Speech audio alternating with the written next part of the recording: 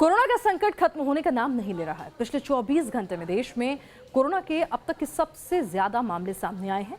Corona के सबसे बड़े हॉटस्पॉट बने हैं देश के दो सबसे बड़े महानगर दिल्ली और मुंबई। देश की राजधानी दिल्ली और आर्थिक राजधानी मुंबई इस वक्त कोरोना की चपेट में है। आज हम आपको दिखाएंगे दिल्ली और मुंबई कैसे कोरोना से जूझ रहे हैं। कोरोना की ग्राउंड रिपोर्ट भी आपको दिखाएंगे किस तरह से मुंबई और दिल्ली एक तरह से चरमरा रहे हैं कोरोना के आगे। दिल्ली में तो आलम यह है कि मुख्यमंत्री ने ट्वीट कर कह दिया है कि दिल्ली में जो है घर में ही कोरोना का इलाज मुमकिन है। हालांकि उन्होंने ये भी कहा कि उनके पास पर्याप्त बेड हैं, लेकिन उनका ये कहना था दिल्ली वालों को एक तरह से मानसिक तौर पे प्रिपेयर कर रहे थे कि आप ये मत सोचिएगा कि कोरोना होने का मतलब है आपको अस्पताल में भर्ती होना ही जरूरी है। हमारे साथ दिल्ली के ग्राउंड जीरो से रिपोर्ट देने के लिए हमारे संवाददाता मोहित इस वक्त हमारे साथ जुड़ चुके हैं और साथ ही मुंबई से हमारे साथ हमारे संवाददाता शैलेंद्र इस वक्त जुड़ चुके हैं। दोनों से हम बातचीत करेंगे, ग्राउंड जीरो का हाल जानेंगे, लेकिन उससे पहले एक और बड़ी खबर आ रही है। आपको बताएं, हमारे संवाददाताओं का रुख करें उससे पहले आंकड़े जो आए हैं वो डराने वाले हैं। दिल्ली मुंबई में कोरोना के केस तेजी से बढ़ रहे हैं। दूसरे दिन मुंबई दिल्ली में कोरोना के 1000 नए केस पिछले 24 घंटों में ही आ गए। दिल्ली में कोरोना के 1106 नए केस आए हैं। अगर बात करें दिल्ली की, तो दिल्ली में अब तक कोरोना के सबसे ज्यादा केस एक दिन में जो रिकॉर्ड हुए हैं वो पहली बार है। मुंबई में कोरोना के 1467 नए केस आए हैं। मुंबई में कोरोना मरीजों की संख्या 35,000 के पार हो गई है। 35,000 के पार मुंबई में कोरोना के मरीजों की संख्या है। 1145 मौतें हो चुकी हैं मुंबई में। तो अगर देखा जाए देश के आधे केसेस जो हैं वो अकेले महाराष्ट्र में हैं। तो जरा अंदाजा लगाइए कि कितनी विकट स्थिति जो है इस वक्त है। आइए पहले बात करते हैं कोरोना के सबसे बड़े हॉटस्पॉट यानी मुंबई की। मुंबई में कोरोना का खतरा क्यों इतना बड़ा है, इन 3 तस्वीरों से समझिए। एशिया के सबसे बड़े स्लम धारावी में कोरोना बेकाबू हो रहा है। अकेले धारावी में कोरोना के करीब 1700 केस सामने आ चुके हैं। यहाँ लॉकडाउन और दूसरे इंतजाम भी बेअसर दिख रहे हैं। कोरोना से बेहाल मुंबई के अस्पताल भी चरमरा रहे हैं। बदहाली का आलम यह है कि आप देखिए कि किस तरह से स्ट्रेचर पर ऊपर नीचे डेड बॉडीज को रखना पड़ रहा है। पैसेज जो है वहाँ पर मरीजों को इलाज कराना पड़ रहा है, या फिर जिस वार्ड में कोरोना के पेशेंट्स का इलाज हो रहा है वहीं बगल में डेड बॉडी रखी हुई है। तो बहुत ही लचर व्यवस्था जो है वो इस वक्त दिख रही है। सिस्टम एक तरह से चरमरा रहा है और मुंबई में प्रशासन का यह आलम है कि अफवाहें जो हैं वो रुकने का नाम नहीं ले रही। और अब आपको आंकड़ों के जरिए समझाने की कोशिश करते हैं किस तरह से कोरोना विस्फोट मुंबई में हुआ है और पूरे महाराष्ट्र में आंकड़े जो हैं वो डराने वाले क्यों हैं। सबसे पहले पूरे महाराष्ट्र की हम बात करें तो महाराष्ट्र की स्थिति क्या है। देश में कुल केसेस महाराष्ट्र में आ चुके हैं 59,546 और जिसमें नए केस हैं 2598 और मौत हो चुकी है 1982। तो जरा सोचकर देखिए कि महाराष्ट्र की स्थिति जो है वो कितनी विकट जो है वो लगातार होती जा रही है। पूरे देश के लगभग 40 से 50% के बीच का आंकड़ा रहता है केसेस जो है अकेले महाराष्ट्र से आ रहे हैं। महाराष्ट्र में भी अगर बात करें तो मुंबई की, यानी कि अगर महाराष्ट्र में लगभग 60,000 केस हैं तो 35,000 यानी आधे से ज्यादा तो मुंबई के अंदर ही 35,485, जो एक महानगर है जहां पर तमाम लोग पढ़े लिखे हैं, समझते हैं, अवेयर हैं, अस्पताल की सुख सुविधाएं हैं, सब चीज़ों के इंतजाम हैं। उसके बावजूद भी मुंबई एक तरह से फेल हो रही है कोरोना से लड़ने में। 1467 नए केस आए हैं आज और 1135 लोगों की मौत हुई है। और सबसे अफसोसनाक बात यह है कि पुलिसकर्मी भी बड़ी तादाद में इसकी चपेट में आ रहे हैं, डॉक्टर्स भी आ रहे हैं, जिसका नतीजा जो है वो ये हो रहा है कि लोग जो हैं अब मूलभूत सुविधाओं के लिए भी परेशान हो रहे हैं। हमारे संवाददाता हमारे साथ इस वक्त जुड़ चुके हैं। शैलेंद्र मुंबई से हैं। शैलेंद्र, अस्पताल का नाम बदल जाता है, तस्वीरें बदलती नहीं हैं, हर बार कमोबेश वही स्थिति होती है, बदइंतजामी, बदहाली। लग नहीं रहा कि मुंबई कुछ सीख रही है, मुंबई की सरकार कुछ सीख रही है महाराष्ट्र की।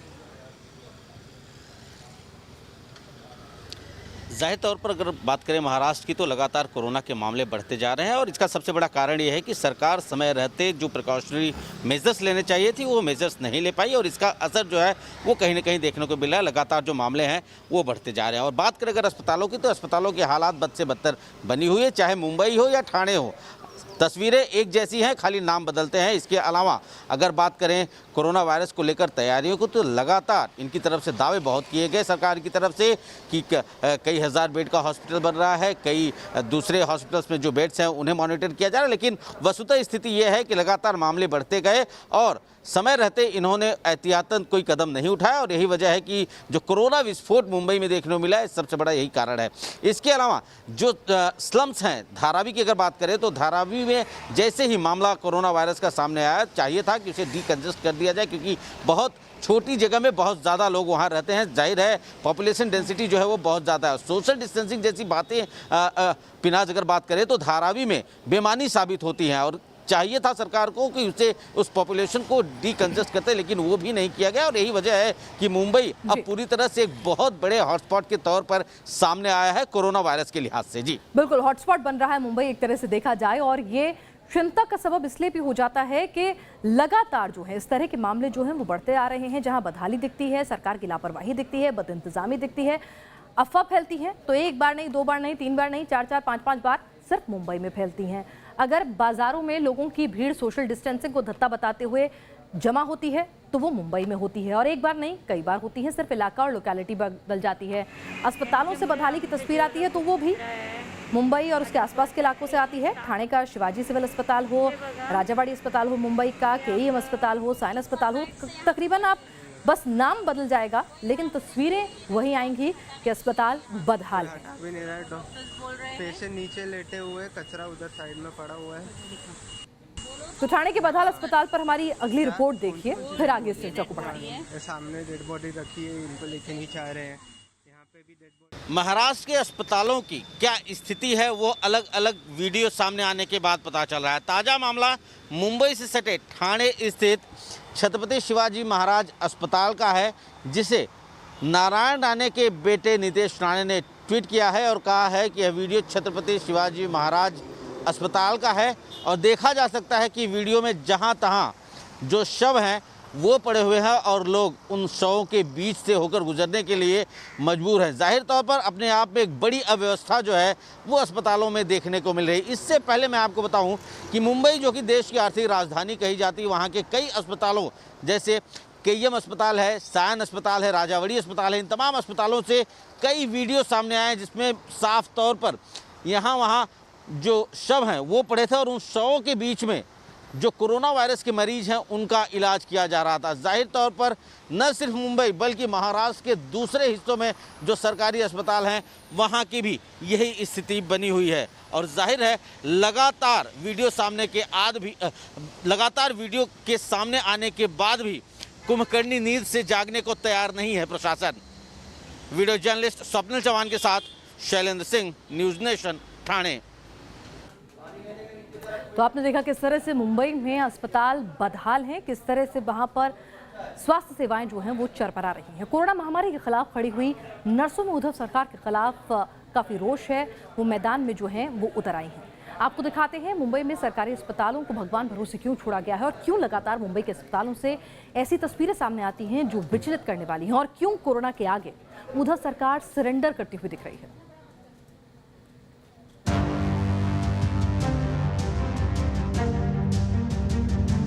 कोरोना से मरता आम मुंबई का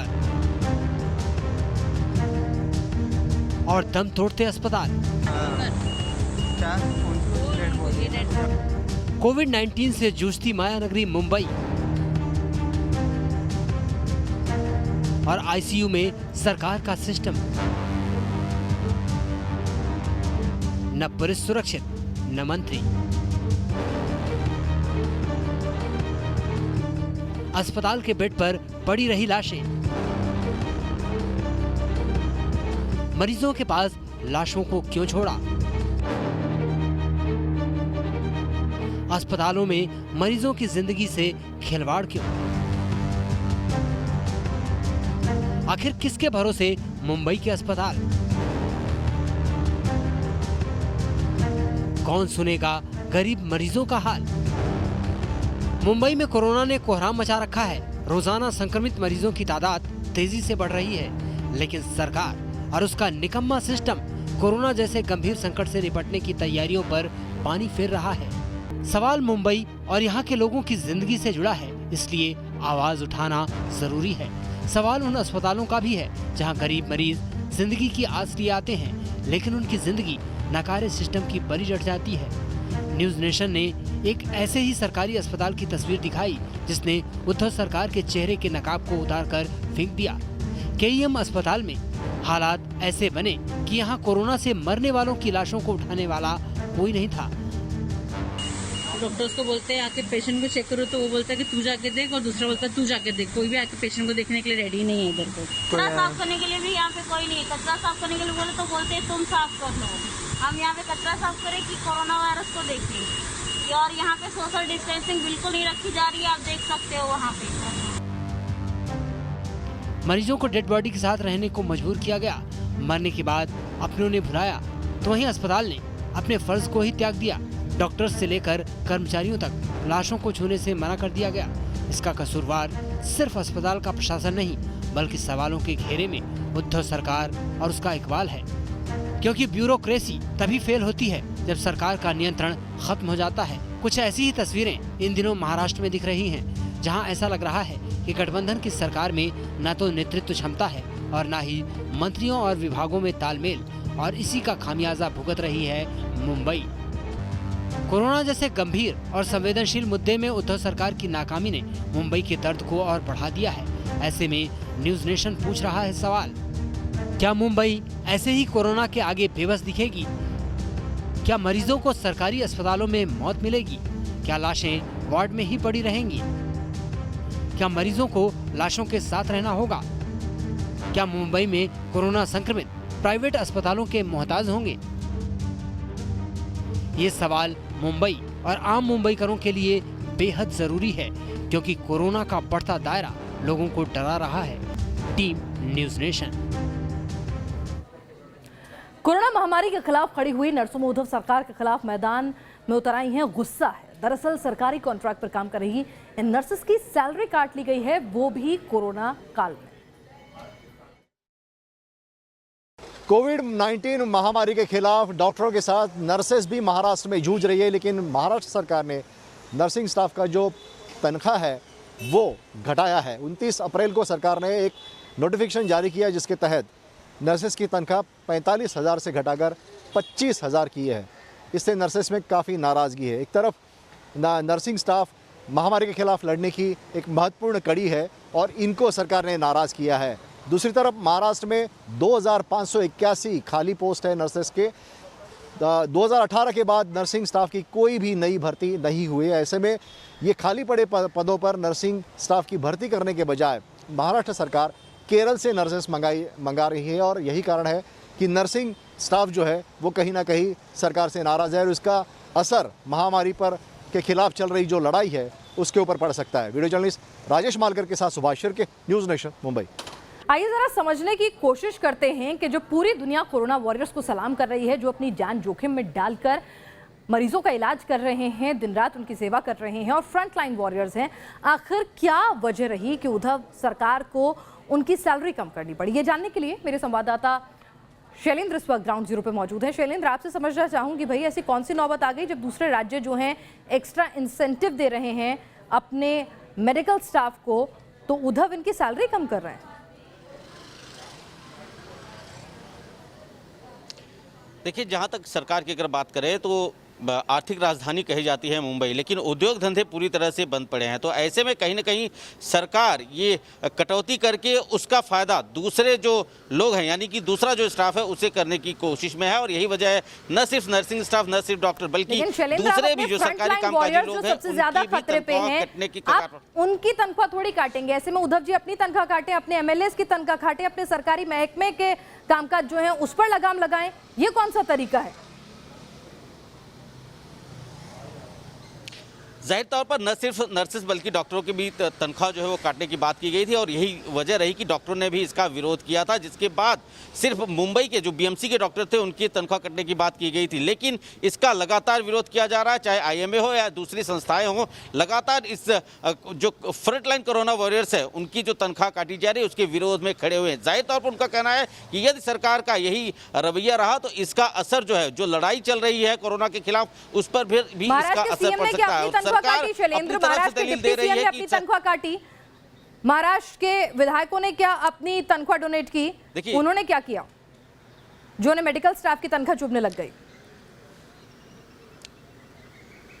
देखिए, जाहिर तौर पर इस तरह की जब सिचुएशन आती है तो सरकारें जो होती है सबसे पहले जो उनके मातहत काम करने वाले लोग होते हैं उनको ही अपना शिकार बनाती है। आज तक ऐसा कहीं अगर महाराष्ट्र सरकार की बात करें तो अब तक इस तरह का कोई सामने से ऐसी कोई बातें नहीं है, कोई विधायक हो या कोई एमपी हो, महाराष्ट्र सरकार के जो विधायक हैं उनकी तरफ से इस तरह का कुछ प्रावधान किया गया हो कि वो खुद अपनी तनख्वाह जो है वो डोनेट करे। जाहिर तौर पर लोग जब अपनी बात आती है तो उसको बचाने की कोशिश करते हैं, लेकिन अपना ठिकरा जो होता है, अपना जो ठिकरा होता है वो दूसरों के सर फोड़ने का काम करता है। और पर तो समझ में आ रहा है कि उद्धव जी जो है एग्जाम्पल ही गलत सेट करने पे लगे हुए हैं। वो कोरोना वॉरियर जो फ्रंट लाइन पर जाकर लड़ते हैं, अपनी जान जोखिम में डालकर लड़ते हैं, इस वक्त में जब दूसरी सरकारें उन्हें इंसेंटिव दे रही हैं, उनका प्रोत्साहन कर रही हैं, वो समझ रही हैं कि भाई यही है जो जान जोखिम में डालकर इतने खतरे से एक्सपोज होकर लड़ रहे हैं, तो इन्हें इनकरेज किया जाए तो वहां पर क्या स्थिति है आपके सामने है। बहरहाल दिल्ली की बात करें तो दिल्ली के डिप्टी सीएम मनीष सिसोदिया का बयान है कि हर कोरोना संक्रमित को अस्पताल ले जाने की जरूरत नहीं है।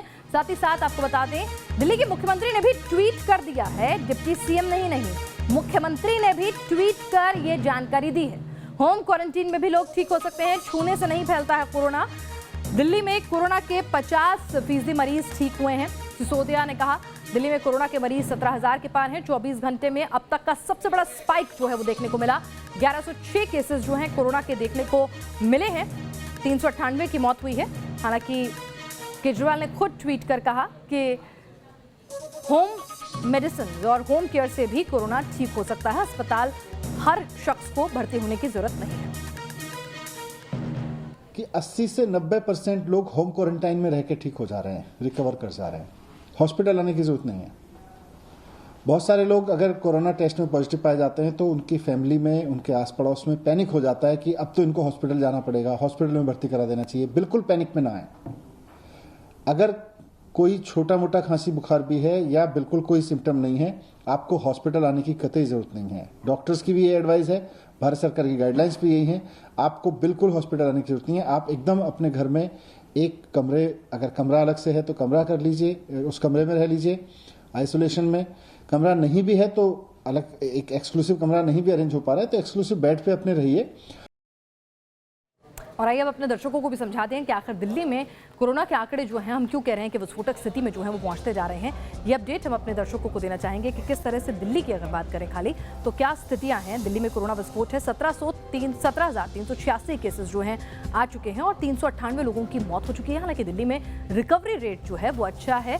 पिछले 24 घंटे में 1100 से ज्यादा मामले जो है वो सामने आए हैं और 13 लोगों की मौत हुई है। इससे थोड़ा पैनिक जो है वो दिल्ली में ज्यादा फैल गया है। कई लोग ये सवाल उठा रहे हैं कि जो दिल्ली में आपने लॉकडाउन में ढील दी है कहीं वो जो है मुसीबत का सबब ना बन जाए।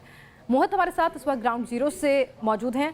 मोहित, लोग जो हैं वो अटकलें लगाने लग गए हैं कि क्या दिल्ली में बेड्स फुल हो गए हैं, क्या अब स्थिति जो है दिल्ली में बिगड़ने लग गई है।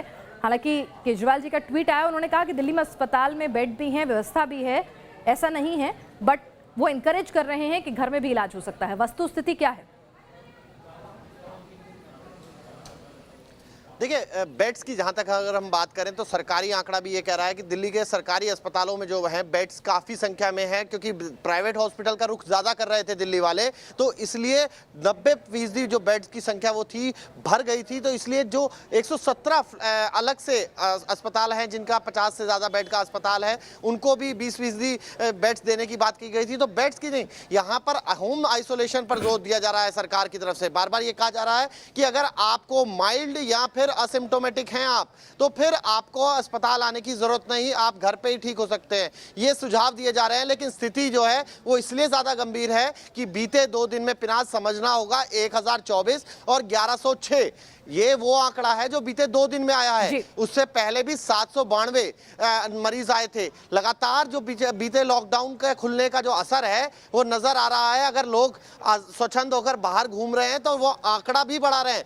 ऐसे में जब लॉकडाउन 5 की बातें की जा रही हैं और कहा जा रहा है कि अगर लॉकडाउन 5 आता है तो उसकी रूपरेखा तैयार होगी, तो सरकार को ये समझना होगा कि लॉकडाउन 4 के नतीजे जो हैं वो बहुत ज्यादा परेशान करने वाले हैं। ऐसे में वो जो सारी रूपरेखा है वो नतीजों को देखते हुए ही बनानी होगी। जी आप हमारे साथ बने रहिए शैलेंद्र, आप भी और मोहित आप भी। इस वक्त हम बता दें कि लोकनायक जयप्रकाश अस्पताल जो है वो दिल्ली का सबसे बड़ा कोविड अस्पताल है और इसे ही लेकर दिल्ली हाई कोर्ट ने सरकार और प्रशासन से सवाल पूछे हैं। इस अस्पताल की मॉर्चरी में कोरोना से मृतक या फिर कोरोना संदिग्ध मृतकों की मरीजों की शव रखने की कैपेसिटी 80 है, जबकि 108 शवों को मॉर्चरी में रखा गया था। यानी 28 शव ऐसे थे जिन्हें एक ही जगह 2-2, 3-3 शवों को साथ रखा गया था, जो मानव सम्मान के खिलाफ है। लिहाजा एमसीडी के साथ साथ दिल्ली सरकार से भी सवाल पूछे गए हैं।